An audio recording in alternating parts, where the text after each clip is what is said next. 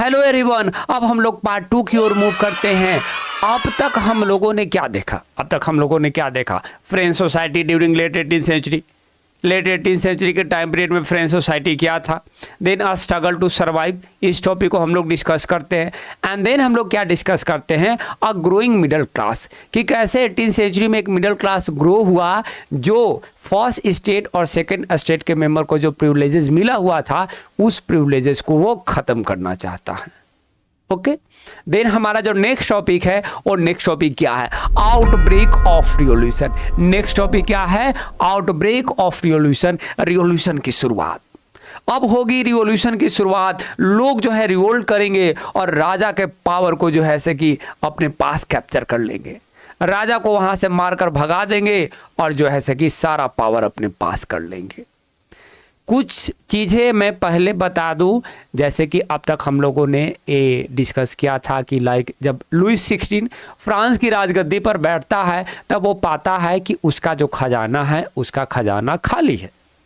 तब वो डिसाइड करता है कि नए टैक्स प्रपोजल जो है से कि पास करना चाहिए ताकि खजाना को भरा जाए। लेकिन फ्रांस में नए टैक्स प्रपोजल को पास करना या लागू करना इतना आसान नहीं है, क्योंकि वहाँ पर एक पॉलिटिकल बॉडी है और उस पॉलिटिकल बॉडी का नाम क्या है? State general. और जब तक स्टेट जनरल नए टैक्स प्रपोजल को अप्रूव नहीं करेगा, सहमति नहीं देगा, तब तक नए टैक्स प्रपोजल फ्रांस में पास होने वाला नहीं है, लागू होने वाला नहीं है। तब आप बताओ कि लुइस 16 को क्या करना चाहिए? लुइस 16 को सबसे पहले क्या करना चाहिए? सबसे पहले तो उसको स्टेट जनरल की मीटिंग को बुलाना चाहिए। मीटिंग में लोग आएंगे और तब वहाँ पर वो नए टैक्स प्रपोजल को उसमें इंट्रोड्यूस करेगा। अब लोग पास करेंगे या नहीं करेंगे वो तो बात की बात है। तो सबसे पहले हम लोग स्टेट जनरल की मीटिंग को बुला लेते हैं। तो देखिए क्या बोला गया कि on 5 May 1789 Louis 16 call the meeting of an assembly of state general. Louis 16 state general के मीटिंग को बुलाया कि चलिए भैया स्टेट जनरल आइए हम लोग क्या करते हैं? मीटिंग करते हैं, आइए हम लोग मीटिंग करते हैं। ओके, जो कि क्या है? एक पॉलिटिकल बॉडी है। किस लिए बुलाया गया है? To pass the proposal for new taxes, new taxes के प्रपोजल को पास करने के लिए। लास्ट टाइम इसकी मीटिंग कब हुई है? 1614 में हुई है। लास्ट टाइम इसकी मीटिंग 1614 में हुई है। ओके, अब देखिए इस मीटिंग में फर्स्ट स्टेट से कितने रिप्रेजेंटेटिव आ रहे हैं, सेकेंड स्टेट से कितने रिप्रेजेंटेटिव आ रहे हैं, वहाँ यहाँ पर इस चीज़ को बताया गया है। लाइक बोला गया कि first state and second state send 300 representative. First state और सेकेंड स्टेट कितने मेंबर को भेज रहा है, कितने रिप्रेजेंटेटिव को भेज रहा है? 300 रिप्रेजेंटेटिव को भेज रहा है। दोनों से, फर्स्ट स्टेट से 300 रिप्रेजेंटेटिव और सेकेंड स्टेट से 300 रिप्रेजेंटेटिव, जो एक दूसरे के सामने बैठे हुए हैं। क्या बोला गया कि जो एक दूसरे के सामने बैठे हुए हैं, है ना, एक दूसरे के सामने फेस कर कर बैठे हुए हैं। उसके बाद जो थर्ड स्टेट है वो थर्ड स्टेट कितने रिप्रेजेंटेटिव को भेज रहा है? वो 600 रिप्रेजेंटेटिव को भेज रहा है। लेकिन क्या बोला गया कि एक वैसे लोग हैं जो लोग क्या हैं? प्रोस्पेरस और एजुकेटेड है। थर्ड स्टेट से जो 600 रिप्रेजेंटेटिव आए हैं वो वैसे लोग आए हैं जो प्रोस्पेरस और एजुकेटेड है। Who had to stand at the back, और ये लोग बैठे हुए नहीं हैं, ये लोग खड़े हैं। फर्स्ट स्टेट और सेकेंड स्टेट के मेंबर जो बैठे हुए हैं उनके पीछे ये लोग खड़े हैं। Okay, peasants, artisan and women were denied to enter the assembly. Then बोला गया कि किसानों को, आर्टिजन कारीगर को और वीमेन महिलाओं को इस असेंबली में इंटर करने से डिनाई करके रखा गया था कि आप लोग इस असेंबली में इंटर नहीं करोगे, नो एंट्री। आपकी क्या है? नो एंट्री, आपको एंट्री मिलेगी ही नहीं। लेकिन उनके डिमांड और ग्रीवांसेस को थर्ड स्टेट के जो मेंबर हैं वो 40,000 लेटर्स के थ्रू पहुंचे हुए थे। ठीक है, यहाँ तक चीज़ें क्लियर है। आगे बढ़ते हैं। The member of third states demanded voting should be taken assembly as a whole. Each member has one vote. Previous voting system one state has one vote. और जो वोटिंग सिस्टम थी, अब वोटिंग सिस्टम को समझ लीजिए। जो पहले voting system था वो पहले वोटिंग सिस्टम ये था कि वन स्टेट के पास एक वोट वैल्यू था, एक स्टेट के पास एक वोट वैल्यू, सेकेंड स्टेट के पास एक वोट वैल्यू और थर्ड स्टेट के पास एक वोट वैल्यू था। और राजा इस बार भी चाहता था कि उसी तरह के वोटिंग सिस्टम का यूज करते हुए इस नए टैक्स प्रपोजल को पास किया जाए। लेकिन इस बार मैटर हो गया, मैटर क्या हो गया कि इस समय जो है थर्ड स्टेट के जो मेंबर हैं वो डिमांड कर रहे हैं कि वोटिंग को क्या करना चाहिए, should be taken assembly as a whole, कि असेंबली में जितने भी मेंबर हैं, और टोटल मेंबर कितने हैं, 1200 मेंबर है, कि हर एक स्टेट को एक वोट वैल्यू देने की ज़रूरत नहीं है, बल्कि असेंबली में जितने भी मेंबर हैं सारे मेंबर के पास क्या होना चाहिए, एक वोट वैल्यू होना चाहिए। 1200 मेंबर मतलब कि देखिए क्या बोला गया कि each member has one vote, हर एक मेंबर को एक वोट दे दीजिए और फिर वोटिंग करवाइए। किंग रिजेक्टेड दिस प्रपोजल, लेकिन राजा क्या किया, इस प्रपोजल को रिजेक्ट कर दिया, क्योंकि उसको पता था कि साधारण सी बात है, नया टैक्स प्रपोजल तो पास होगा नहीं। पहले टैक्स प्रपोजल को पास करना आसान था, फर्स्ट स्टेट को कोई टैक्स नहीं देने के लिए था, सेकेंड स्टेट को कोई टैक्स नहीं देने के लिए था, तो साधारण सी बात है जो नए टैक्स प्रपोजल जो बढ़ाए जा रहे हैं तो ये लोग तो फेवर में ही देंगे, तो जो है कि नया टैक्स प्रपोजल तो ऐसे ही पास हो जाएगा। तो किंग इस चीज़ को समझ गया कि अब लगता है कि टैक्स प्रपोजल पास नहीं होगा अगर इस तरह के नए वोटिंग सिस्टम को अगर यूज करते हैं तो। तब उसने क्या किया कि भाई मैं इस प्रपोजल को रिजेक्ट करता हूँ, नए तरह के वोटिंग सिस्टम के थ्रू वोट मैं नहीं कराऊंगा। देन थर्ड स्टेट के जो मेंबर हैं walk out of the assembly, वो असेंबली से बाहर निकल गए, असेंबली से बाहर निकल गए कि चलिए भैया अब नए वोटिंग सिस्टम को यूज नहीं करिएगा तो भी अपना असेंबली आप अपने पास रखिए, हम असेंबली छोड़कर कहाँ जाते हैं, घर जाते हैं, हमको घर पर कुछ काम है, हमको घर पर खाना खाना है, हमको घूमने जाना है, हमको क्रिकेट खेलना है, हम जा रहे हैं अपना क्रिकेट खेलने, हमको जो है इससे कुछ लेना देना नहीं है। समझे? ये सब जो बात बोले हैं वो ऐसे ही बोले हैं, उसको सीरियसली मत लीजिएगा, ठीक है।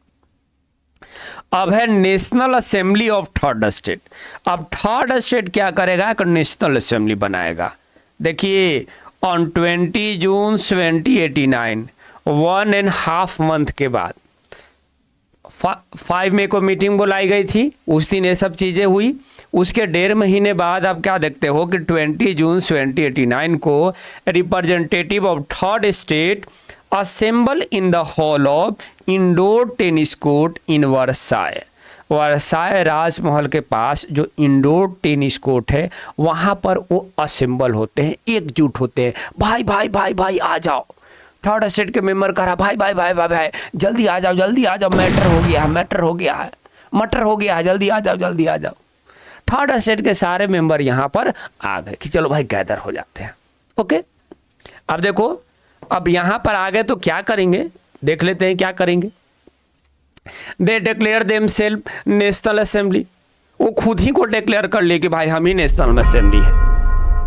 वो खुद को क्या डिक्लेयर कर लिए कि हम नेशनल असेंबली हैं। जो पहले स्टेट जनरल था वो कहे कि जाओ भाई उसकी कोई वैल्यू नहीं है, हम ही लोग जो हैं, हम ही लोगों का ये जो असेंबली है, ये असेंबली क्या है, नेशनल असेंबली है। And they also declared to draft a new constitution for France that would limit the power of monarch। और वहीं पर वो शपथ लेते हैं कि हम लोग क्या करेंगे, फ्रांस के लिए एक नया कॉन्स्टिट्यूशन बनाएंगे।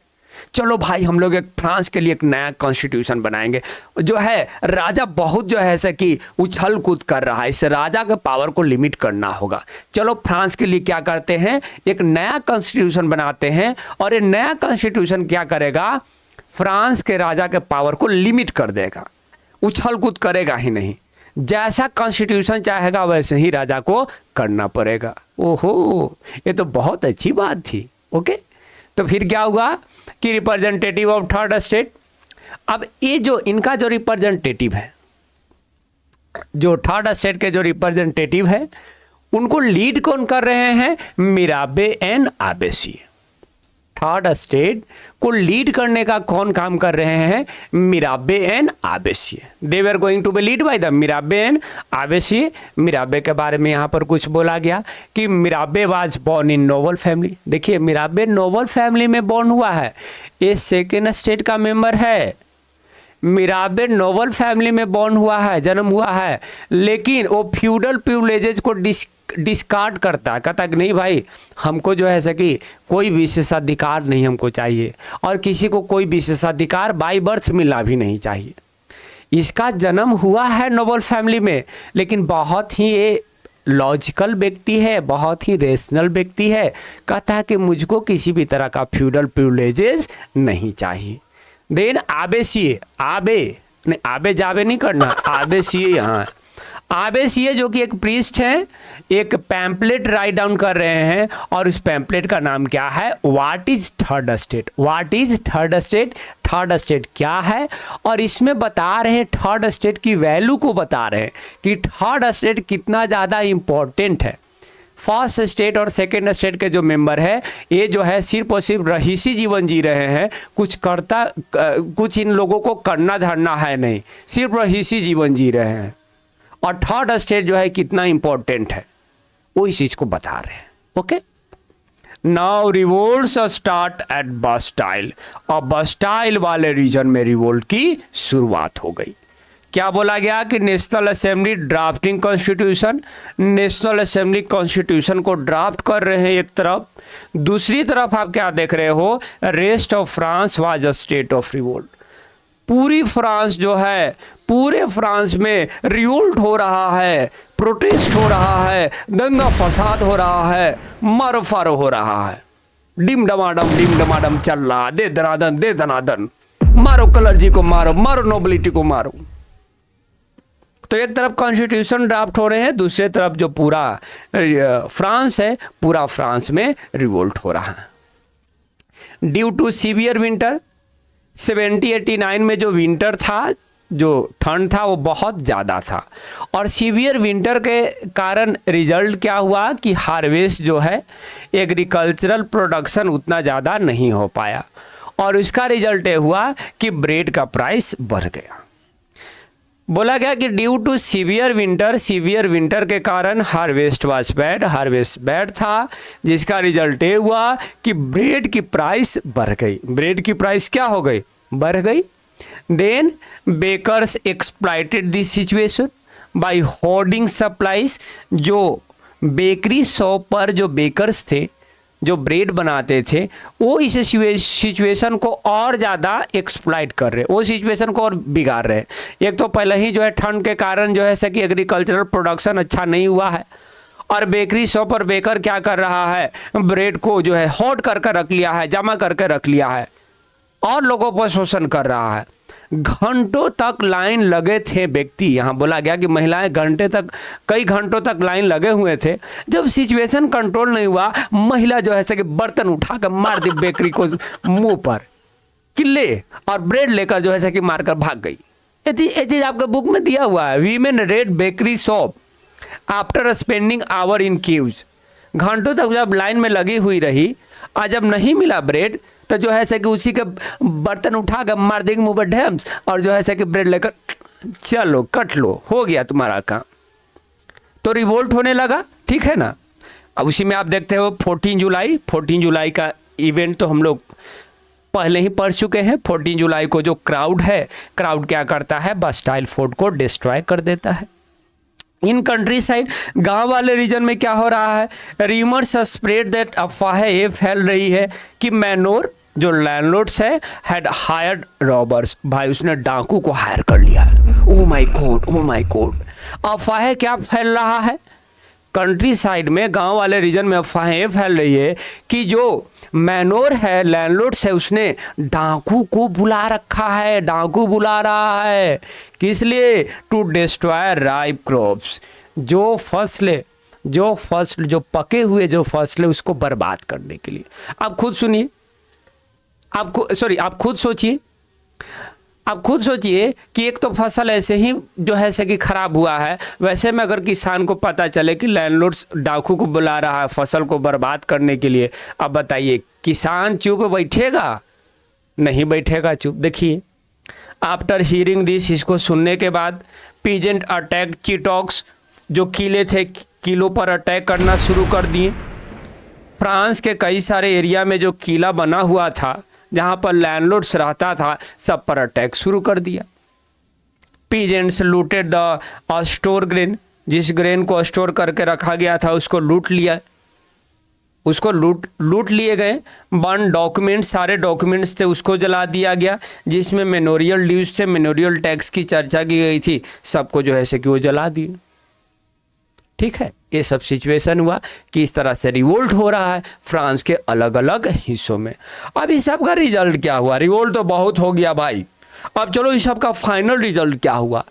And of a special privileges, end of a special privileges, जो स्पेशल प्रिविलेजेज फर्स्ट स्टेट और सेकंड स्टेट के मेंबर को मिला हुआ था, अब यहाँ पर उनके स्पेशल प्रिविलेजेज खत्म हो जाएंगे। As a result of revolt, revolt का रिजल्ट ये हुआ जब लुइस 16 देखता है कि ओ माय गॉड पूरे फ्रांस में इतना ज़्यादा रिवोल्ट हो रहा है, लोग जो है किलों पर अटैक कर रहे हैं, कभी भी हमारे ऊपर भी आक्रमण कर सकते हैं। भाई वो डर गया और सहम गया, वो डर गया और सहम गया कि अब तो जो है सो कि मैटर खराब हो चुका है, अब तो लगता है कि सिचुएशन हाथ से बाहर जा चुका है। देन क्या हुआ कि 4 अगस्त 1789 को France under Louis 16 pass the law abolition of the feudal system, और 4 अगस्त 1789 को लुइस 16 एक ऑर्डर पास करते हैं और इस ऑर्डर के थ्रू फ्यूडल सिस्टम को खत्म कर दिए। चलिए भैया, फ्यूडल सिस्टम क्या हो गया? खत्म हो गया। Clergy was also force to give up their privileges, clergy को फोर्स किया गया कि आपके पास जो भी विशेषाधिकार है उस विशेषाधिकार को छोड़ दीजिए। टीथे वेयर एबोलिश, टीथे को खत्म कर दिया गया। Lands belong to church were seize, जो लैंड चर्च से बिलोंग करते थे उसको सीज कर लिया गया। एंड बाय दिस, इसके थ्रू आप क्या देखते हो कि government acquire a wealth of 2 billion livres, और इस तरह से सरकार के पास 2 अरब बिलियन का वेल्थ हो गया, धन हो गया, संपत्ति हो गया। सरकार के पास इतनी संपत्ति हो गई। ठीक है, ये हुआ आउटब्रेक ऑफ रिवॉल्यूशन, रिवॉल्यूशन की शुरुआत, फिर रिवॉल्यूशन कैसे कैसे हुआ, एंड देन उसका फाइनल रिजल्ट क्या हुआ। आगे है France becomes a constitutional monarchy. अब फ्रांस क्या बन जाएगा? कॉन्स्टिट्यूशनल मोनार्की बन जाएगा। क्योंकि आपको याद होना चाहिए कि जिस समय रिवोल्ट चल रहा था उस समय नेशनल असेंबली कॉन्स्टिट्यूशन को ड्राफ्ट कर रहा था। अब कॉन्स्टिट्यूशन बनकर रेडी हो गए हैं, इधर रिवोल्ट भी हो गया, उधर कॉन्स्टिट्यूशन भी बनकर रेडी हो गए। National assembly completed the draft of constitution in 1791। 1791 में नेशनल असेंबली कॉन्स्टिट्यूशन की ड्राफ्टिंग को कंप्लीट कर दी। Its main objective was to limit the power of monarch. इनके मेन ऑब्जेक्टिव क्या थे? मोनार्क किंग के पावर को क्या करना है? लिमिट करना है, कंट्रोल में रखना है। राजा के पावर को लिमिट करना है, राजा के पावर को कंट्रोल में रखना है ना। अब पावर को जो है से कि डिफरेंट इंस्टीट्यूशन जैसे कि लेजिस्लेचर हो गए, एग्जीक्यूटिव हो गए और जुडिशरी हो गए, इनके बीच डिवाइड कर दिया गया। अब जो है पावर सिर्फ और सिर्फ राजा के पास नहीं है, बल्कि पावर को डिवाइड कर दिया गया है बिटवीन लेजिस्लेचर, एग्जीक्यूटिव और judiciary. This made France a constitutional monarchy, और इस तरह से फ्रांस क्या बन गया? कॉन्स्टिट्यूशनल मोनार्की बन गया। मतलब फ्रांस में एक तरफ कॉन्स्टिट्यूशन भी है और दूसरे तरफ मोनार्क भी है, राजा भी है। लेकिन राजा के पास अब मनमाना पावर नहीं है, राजा वही करेगा जो कॉन्स्टिट्यूशन में लिखा हुआ है। राजा कॉन्स्टिट्यूशन के हिसाब से ही काम करेगा। इसी सिस्टम को हम लोग क्या कहते हैं? कॉन्स्टिट्यूशनल मोनार्की कहते हैं। देखिए कुछ लॉ जो है नेशनल असेंबली के द्वारा बनाए गए, यहाँ पर डिस्क्राइब किया गया है। लाइक यहाँ पर ये बोला गया कि constitution of 1791 gave power to make laws by the national assembly. जो 1791 का जो कॉन्स्टिट्यूशन है वो नेशनल असेंबली को पावर देता है कानून बनाने के लिए, कि अब इस देश में कानून बनाने का जो पावर है वो किसके पास है? नेशनल असेंबली के पास है। And assembly was indirectly elected by the active citizens. और इस असेंबली के जो मेंबर हैं वो इनडायरेक्टली इलेक्ट किए जा रहे हैं, और किन के द्वारा इलेक्ट किए जा रहे हैं? एक्टिव सिटीजन्स के द्वारा इलेक्ट किए जा रहे हैं। अब फ्रेंच सिटीजन्स को दो पार्ट में डिवाइड कर दिया गया। एक पार्ट को बोला गया है एक्टिव सिटीजन्स और दूसरे पार्ट को क्या बोला गया है? Passive citizens. और यहाँ पर एक्टिव सिटीजन्स और पैसिव सिटीजन्स की बातें की गई। Like right to vote was given to men above 25 years and paid taxes at least 3 days of laborer wages। इसको एक्टिव सिटीजन्स कंसीडर किया गया है, और इसी को वोटिंग राइट भी मिला है। वोटिंग राइट किसको मिला है? वैसे मेन वैसे पुरुष को मिले हैं जिनका एज 25 ईयर से ऊपर होना चाहिए, और जो कम से कम 3 days of labourer wages as a tax सरकार को पे कर रहे हो, तो वैसे सिटीजन्स को क्या बोला गया? Active citizens. पैसिव सिटीजन्स तो रिमेनिंग मेन, जो पुरुष बच गए और सारी महिलाएं, इन सबको क्या कंसीडर किया जा रहा है? पैसिव सिटीजन्स कंसीडर किया जा रहा है। ओके। उसके साथ साथ अगर आपको इलेक्टर बनना है या नेशनल असेंबली के मेंबर बनना है, तब आपको हाईएस्ट टैक्स पेयर होने की ज़रूरत है। तब आपको अच्छी खासी अमाउंट में टैक्स पे करना होगा, तब जाकर आप इलेक्टर बन सकते हैं या नेशनल असेंबली के मेंबर बन सकते हैं। कुछ लॉज जो डिक्लेयर करते हैं राइट्स ऑफ मेन और सिटीजन्स को, लाइक राइट टू लाइफ, सारे मेन और सिटीजन्स को राइट टू लाइफ मिला हुआ है। अब फ्रीडम ऑफ स्पीच है, और फ्रीली अपने बातों को जो है ऐसे कि क्या कर सकते हैं? एक्सप्रेस कर सकते हैं। फ्रीडम ऑफ ओपिनियन है, and all are equal before law. All are equal before law. अब सभी लोग जो है कानून के सामने एक समान है, कानून के सामने इक्वल है। ये सब कुछ जो राइट्स है वो मेन और सिटीजन्स को दिए गए। ये सब कुछ कानून है जो नेशनल असेंबली के द्वारा बनाया गया, जो कहीं ना कहीं कॉमन पीपल के फेवर में है। और यहाँ पर पार्ट 2 भी क्या हो जाता है? कंप्लीट हो जाता है।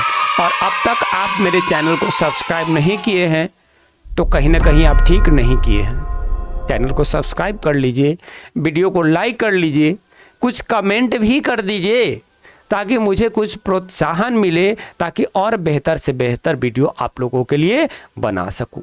थैंक यू वेरी मच इस वीडियो को देखने के लिए।